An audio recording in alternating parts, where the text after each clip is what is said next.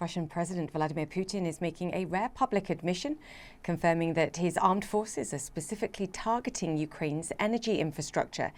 He accuses Ukraine of, quote, starting it, blaming Kyiv for blowing up a bridge to Crimea and for attacking an airfield in Kursk inside Russia. Ukraine hasn't offered comments on either of those incidents. Right now, there's been a lot of uproar about our attacks on the energy infrastructure of our neighbouring country. Yes, we're doing it. But who started it? Who hit the Crimean bridge? Who blew up the power lines from the Kursk nuclear power plant? Sam Kiley joins us now from Kramatorsk in eastern Ukraine. Sam, interesting admission there, and of course one could make the argument that Russia's long been targeting civilian infrastructure in Ukraine and long before that attack took place in Crimea.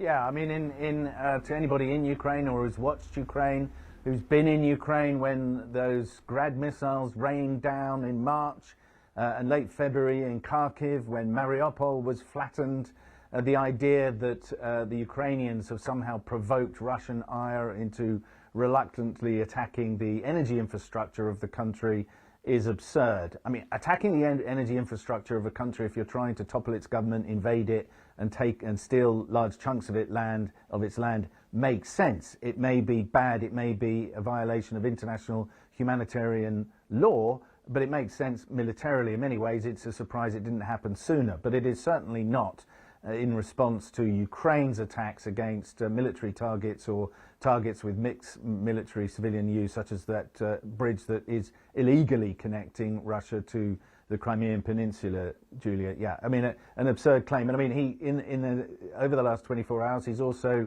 repeated his veiled threat to use nuclear power, nuclear weapons, but at the same time, we're saying we're not mad, we don't go around the world holding the nuclear knife to people's throats, although actually in the past he has done precisely that. It is potentially the use of Russian nuclear weapons which has held back a lot of the additional help the Ukrainians are asking for from NATO. NATO is very anxious about an unequal response in the form of even a tactical nuclear weapon being used against Ukraine, or perhaps more widely. So this sort of language is all part of Putin's efforts to sort of stir the pot and confuse the argument, and he's very good at it, Julia.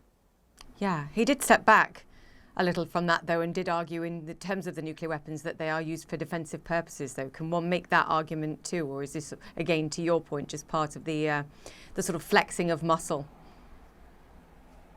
It's the hot, cold. You know, 1 minute he says, you know, he hints that they may use it, or Medvedev, his deputy or similar, may do so, but it's all part of this ongoing horror. But on the ground, Julia, things are getting increasingly difficult, where irrationally it may be, but the Russians are throwing an enormous amount of energy into the Battle of Bakhmut. And we recently gained hospital, very uniquely really, to their military hospital, where things are extremely difficult. Wartime brain surgery in tandem. Wounded in battle on the same day, on the same front. Two young men, the focus of these over-practiced neurosurgeons. Kramatorsk is often bombed. The windows, even in here, are taped to slow flying glass. The effort is intense to repair brains, to save lives, memories, loves and future dreams. They would have little idea where to start their delicate work if they didn't have use of this CT scanner. It can pinpoint damage, find what it's done, and it gives surgeons a plan of action. He says, yes, and unfortunately there is no left eye. There's a suspicion of damage to the right eye as well, but definitely no left eye. This is the fourth patient we've seen in the space of about an hour come in for a CT scan. It's supposed to be doing 15 or 20 a day. They're actually doing 70 or 80. In short, it's wearing out. This equipment is vital. The hospital can't afford a new one, but a used one's for sale in the west of Ukraine.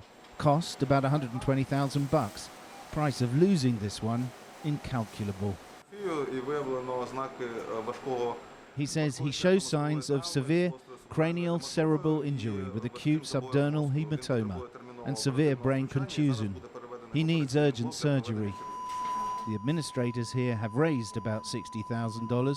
They need help with the rest. This is the only CT scanner in a vast region.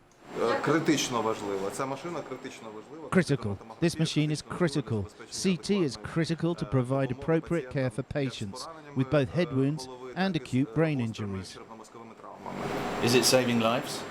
Definitely, absolutely, 100%.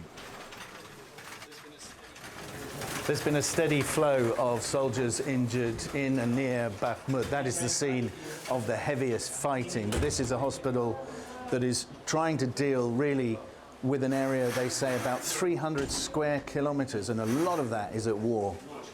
Some soldiers are relatively lucky. Duck was shooting mortars at the Russians, who shot mortars back. My commander was lucky. He sat in front of me and I sat behind him, and he was unhurt, and I got hit in the leg. But yeah, we've seen wounded and dead before. If I'm sitting here, I'm lucky. Ukrainians on this eastern front call it the meat grinder. Czech was alongside Duck when they were hit. How would you describe the battle for Bakhmut? One world. He says World War I, trenches, mud, blood, trenches, mud again, artillery, trench warfare. That's it, World War I and World War II, something like that. Verdun, the Somme, something like that. Вердени, Сома. The difference is that modern weapons are now more powerful. Modern surgery, often the only route to survival. That and old-fashioned grit. Now, Julia, the Ukrainians are indeed showing a lot of grit in their determination to hold the Russians back in the battle for Bakhmut. What baffles them, though, is quite why the Russians are doing it. It doesn't have particular strategic value. The assumption on the Ukrainian side is that Putin needs some kind of a victory after months of battlefield losses, Julia. Samkali, thank you so much for your time there, and what incredible access there in that report to some heroes. Samkali there in Kramatorsk.